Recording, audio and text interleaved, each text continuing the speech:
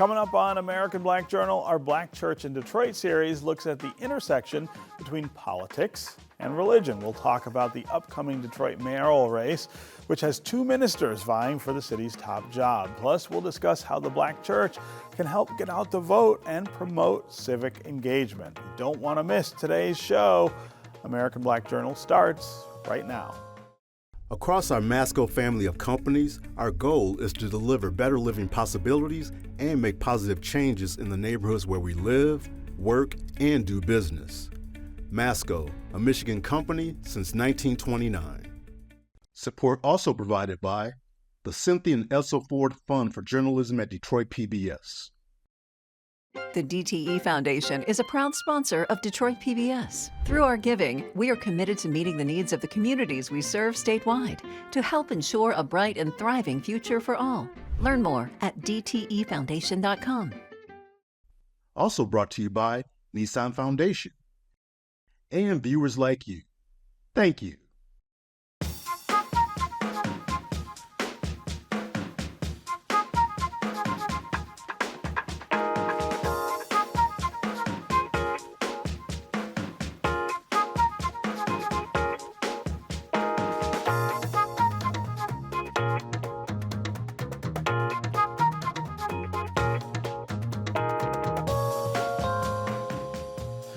Welcome to American Black Journal. I'm your host, Stephen Henderson. Today, we're looking at the connection between politics and religion. It is part of our Black Church in Detroit series, which is produced in partnership with the Ecumenical Theological Seminary and the Charles H. Wright Museum of African American History. On Election Day, November 4th here in 2025, Detroiters are going to cast their votes for the city's next mayor. And both candidates are also ministers. So what role, if any, is faith going to play in running the city? Also, as we mark the 60th anniversary of the Voting Rights Act, how can the church help increase voter turnout and make sure African Americans participate in the democratic process? Here to help answer those questions are Reverend Dr. Theodore Turman. He is president of ETS, and Reverend Quantez Presley, who is lead pastor at Third New Hope Baptist Church and a participant in an initiative called Lift Every Voice and Vote Detroit. Thanks to both of you for being here on American Black Journal. Thanks for having me. Yeah, it's great to have you here. So, as I said, we have two ministers who are the candidates for mayor. First of all, I can't remember another time when that was true. I'm not going to say it's never happened because I didn't go back and look it up, but certainly it's unusual.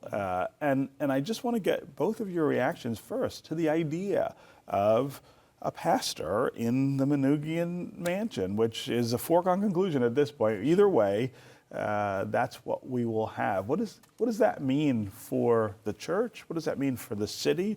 What does that mean for us as Detroiters?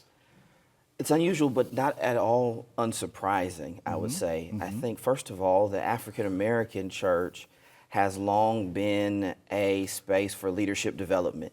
Many people gave their first public speeches in church. Many of them learned Robert's Rules of Order, learned how to run meetings. And so the African American church has historically been a place, a training ground for future leaders. So in that regard, I don't think it is surprising, even if it may very well be unusual. What does it mean? I think that what it won't mean is a particular advancement of a specific religious agenda outside. I think both candidates kind of talk about pursuing fairness, pursuing making sure that all of Detroit is attended to and that those feelings, those carings are rooted in their faith, but not necessarily that a specific religious tradition will be favored. And I think that is true based on both the candidates' track record and their statements of how they intend to lead. Quantez, when I met you, you were working in politics for the city council. Now you're a pastor. So again, the connection between the two is not all that unfamiliar, but we haven't had a pastor as mayor, at least in a very long time, if ever. What do you draw from that? Yeah, I mean, obviously, my life being this parallel path between politics and religion, I have fought against the bifurcation between the two. I think that faith always informs our values and the quality of life that we expect not only for our families but also our neighbors. And so I'm actually encouraged to see that these two candidates will have the opportunity to lead our city. You know, oftentimes when the climate is as hard as this one seems to be, it is people of faith who have the courage and the fortitude to be able to step up to a very challenging circumstance and to put their hand to the plow to see what work can be done. So it's yet to be seen how either of them will lead, but I indeed believe that their faith will indeed inform the ways that they lead. Yeah. Do you feel like the church community in Detroit, which of course is large and influential and just part of the fabric of so many people's lives here, will have a different relationship with this administration, this next administration, because it's a pastor who's in charge, in addition to being mayor. Does it have that sort of effect of elevating the idea of the church community, Quante? I'm hoping it goes the other way. Okay. That for whoever ultimately wins, that they will have an appreciation and an understanding of the power and the potency of congregations. Okay. And as a result, not kind of silo us on the sides that they come and do visitations every now and then, but really being able to see us as partners in being able to create the communities and neighborhoods that our residents and citizens desire. Yeah, yeah. I think looking at how both campaigns have been run since the primary, one of the things that you might notice is that many of their community conversations have taken place in congregations. In churches, yeah. They've utilized these long established forums for advancing their campaigns. And so I expect for a teacher, when they become a politician, to understand and appreciate schools. I would understand someone who's worked on the plant to have an appreciation for plant workers and plant life. And so I would expect someone who's been reared and raised in the local church to understand the value of these communities and how they can be tools for the advancement of the entire city. Yeah, yeah. What are some of the things that you feel the church community needs that might be more in the spotlight or more highlighted, I guess, by a pastor who was the mayor? Interesting question. Well, I think first of all, I want to acknowledge the diversity of black churches in Detroit. Right, they're not one thing. And so, so like there are 4,000 churches in the city, I think is the number. I think a storefront church's needs are going to be a little bit different from a multi-site or you know, an east side versus west side. So there's a lot of diversity with which our needs. I think all of our constituencies are wrestling with resources. They're wrestling with sufficient paying jobs. They are wrestling with making sure that the educational system is preparing them adequately for the jobs that will be there when they graduate. I think that with regard to, and I think one of the challenges of the city is better communicating what already exists. The city has been working so hard. There's a lot to do, but often our communities don't know what's going on or don't know what they can take advantage of. And so we need better pipelines of communication between the city and our local congregations and the constituencies with which we both serve. Yeah, Quante? Yeah, no, for me, I think there's 3 areas that I think that the church could really be a value added for whoever the next mayor might be. After serving on the police commission, I became aware of the enormous challenge that mental health is in our city. And I think churches could really come alongside our civic organizations to be able to help in that regard. Secondarily, housing is a real issue, and often the churches are on the front lines of recognizing that issue as people are coming into our places of worship talking about not being able to pay their rent or losing their homes. And so if there was some relationship in that regard that could help. And then lastly is around literacy. And reading our history, most of our ancestors were learning how to read by learning the hymns and reading scripture, and how often that goes overlooked in our context today, knowing how difficult literacy is in our community right now. I think those are three main areas that the church could really play a powerful role in moving our city forward. Yeah.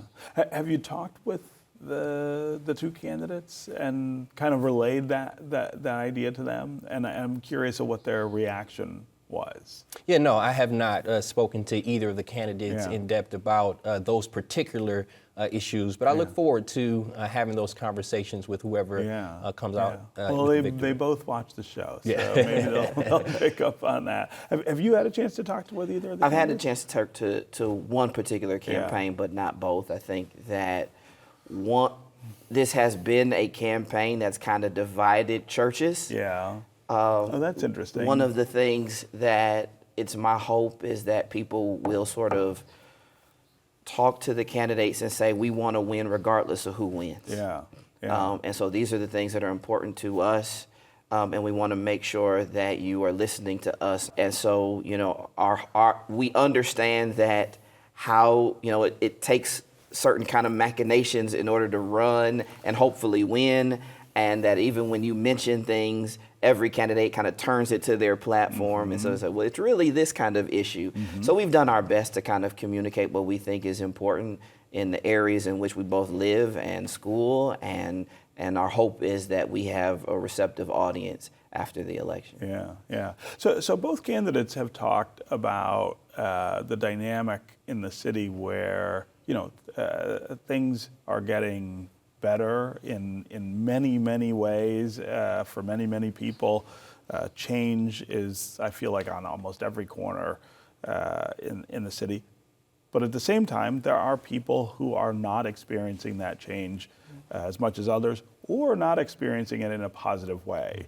And I feel like both candidates have talked about the need to change that, to include more people, to lift more folks up. And I wonder what that looks like from the church perspective. I mean, that's a dynamic that I think churches see in their congregations, of course, all the time.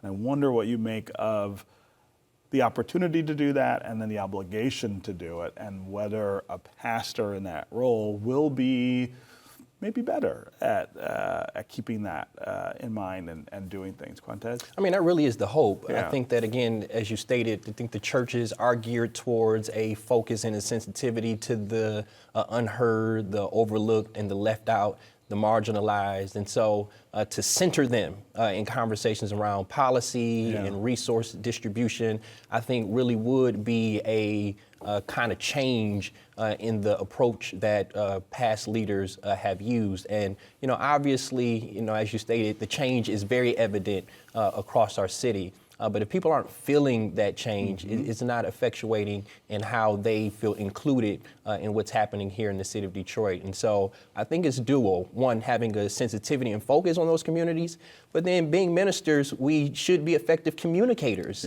of that. And so being able to help people to see what's being done so that they can see their place in Detroit's progress. Yeah. On the one hand, you have a stream of politicians who is narrowing their focus on who their actual constituents are, right? We see that on the federal level, really. Like, the only people I really have to listen to are the people who vote, are my people.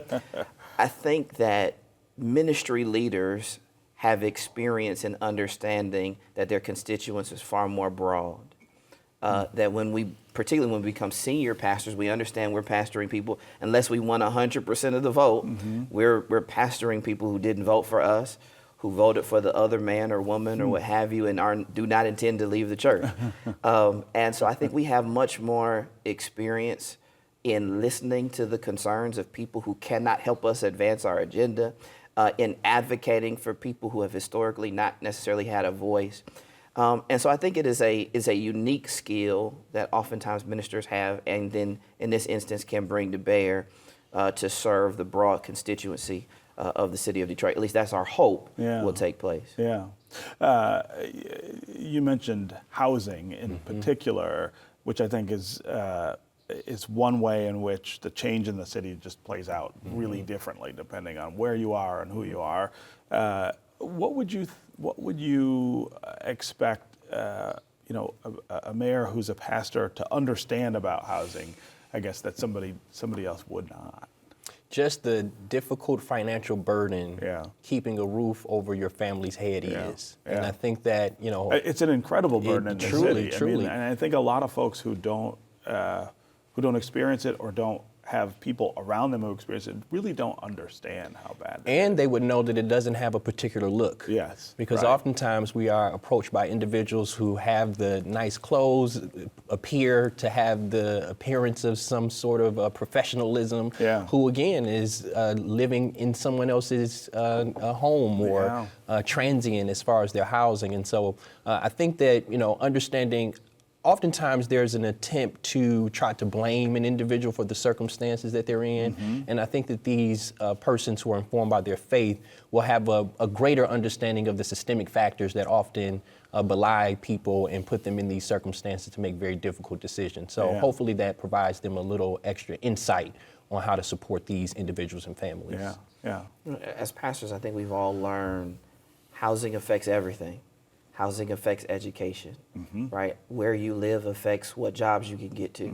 Where you live affects healthcare, right? And I think oftentimes when the community comes to us for support, we've learned over time that there were no easy fixes, there were no quick fixes, and we've had to learn how to build coalitions, how to build relationships with DTE and Consumers Energy and Thaw and the United Way and all nonprofit, other congregations, other block, neighborhood block clubs. We've had to learn that it really does take all of these institutions kind of coming together to meet the very basic needs of our citizenry. And so I think that the complexity of pastoring and sort of understanding that will hopefully translate to the mayor's office. I do want to talk about 60th anniversary of the Voting Rights Act. It's still law on the books in some ways. It's changed a lot, been gutted a little, but it's still a very important part of our history and, of course, of the power that African Americans have at the ballot box, and we see that in every election, especially in the city of Detroit. Quintez, you're working specifically on this issue. I want to give you a chance to just talk about the work that you're doing and sort of where we are with voting rights and voter participation. And those are two different things, but they're related. They're both pretty important in Detroit. Yeah, it's a fascinating reality to realize that this country has only been a democracy for that short of amount of time. 50 years, Truly, 60 years, a short amount of time. And it also impresses upon us that it has been our communities that have made America what it has been known to be across the world. And so I think that with the initiative I'm part of, Lift Every Voice and Vote, it's the church reclaiming that power, recognizing that it is our congregation, the people power, who have the opportunity to push the conversation forward and to secure these rights that so many of our foreparents sacrificed their lives for. And so, as we engage with our congregation, impress upon them that it is not only a right but a responsibility to exercise our voice and our vote in every manner that we can. I think that it helps to push back some of these attacks against our rights and enfranchisement in this country. Talk a little about the specifics with Lift Every Voice and Vote. Yeah, so it's intended to help every registered and eligible voter in our congregation vote at 100%. And the church is one of the few places that meets on a regular basis with the opportunity to communicate clearly to its constituents. And we want to be able to activate that constituency in getting the vote out. And so it's a nonpartisan effort. We're basically encouraging people to do their research and their due diligence, but above all, make sure that they're registered, their families are registered, make sure they're educated around the issues, and then that they actually mobilize and get out to vote. And so we've been using technology to ensure that we communicate with congregants. And even in the primary, we saw that our congregation actually voted at a higher percentage than the general population. And so after coming out of that effort, I believe started about 10 churches, now we're at 20 churches, and we're hoping that it continues to grow, seeing again our congregations as a effective vehicle to ensuring that our community's voices are heard and our votes are counted. getting people to vote is, part of the equation here, and getting them to recognize that that's important. But it, the democratic participation that we're talking about, I think, goes beyond election day to other things. Talk about the kind of things that are going on in your world with that. It's a challenge to educate people on how their government works. Mm-hmm. I think when people understand how their government works, it creates realistic expectations. I think over the years, we did not really understand how fragile democracy was. And then at the same time, we saw many in our communities did not see our circumstances change while the politicians rotated. And so it created a sense of what does it matter? And it's really hard to get someone to care once they finally stopped caring. And so that's what I think. Pulling someone back in is really difficult. So I think it's a lot easier to catch them before they stop caring. That's right. Than it is to sort of get them to sort of re-engage like Maverick and Top Gun. But that's still our responsibility to try. To sort of remind them what the stakes are, to remind them how that people wouldn't be trying to take it away if it wasn't valuable, if it didn't make a difference, if it didn't have the power to actually change circumstances, with both an engaged political official who doesn't just take office and then disappear, who will still be in the streets, who will still be putting out commercials about what things are going on after the election, who will still be doing town halls, but then also to remind the citizen that they have a responsibility to be engaged after November as well. I want to give both of you a chance to talk about what you would say to the two candidates the day after the election. One of them is going to win, right?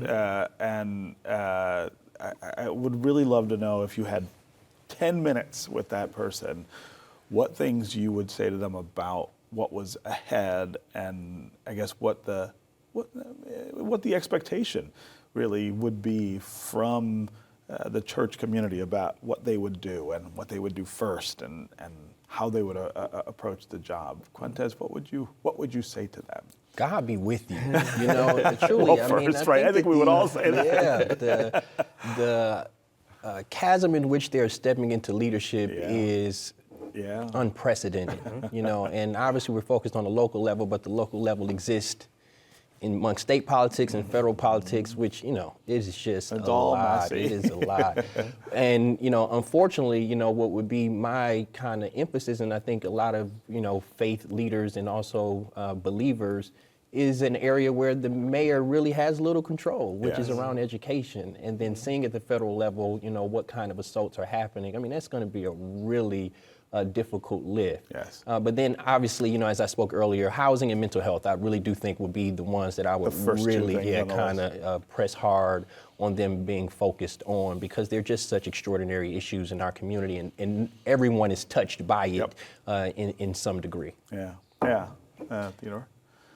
Number one, I would say, be here. We need you to be the mayor of the city of Detroit, not a candidate for another office. And so we really need you to lock in on Detroit. Over-communicate. I think as pastoral leaders, one of the things that has gotten us in most trouble was when we just assumed because we had the office, we could do whatever we wanted and we'll catch the people up whenever. And I think that as an executive leader, you benefit from communicating to your constituency as often, as transparently, as quickly as you can, even when things aren't going well. Please communicate. Be a collaborative leader.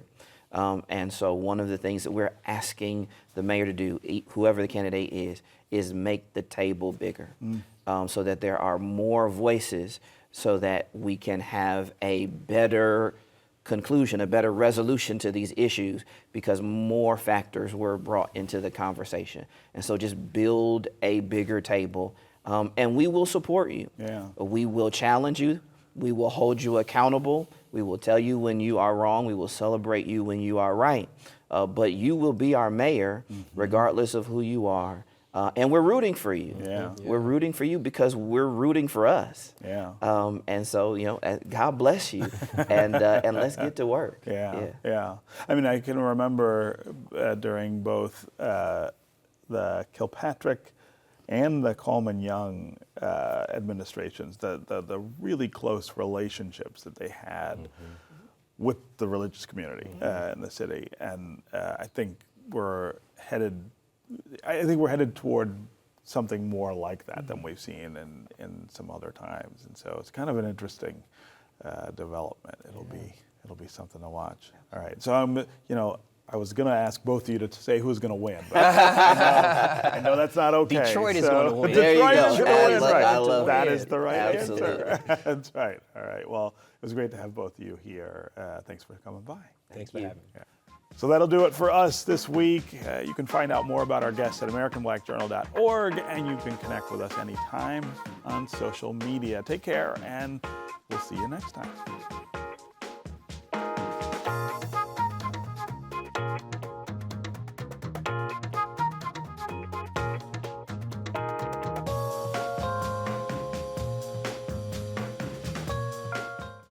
Across our Masco family of companies, our goal is to deliver better living possibilities and make positive changes in the neighborhoods where we live, work, and do business. Masco, a Michigan company since 1929. Support also provided by the Cynthia and Elsa Ford Fund for Journalism at Detroit PBS. The DTE Foundation is a proud sponsor of Detroit PBS. Through our giving, we are committed to meeting the needs of the communities we serve statewide to help ensure a bright and thriving future for all. Learn more at dtefoundation.com. Also brought to you by Nissan Foundation and viewers like you. Thank you.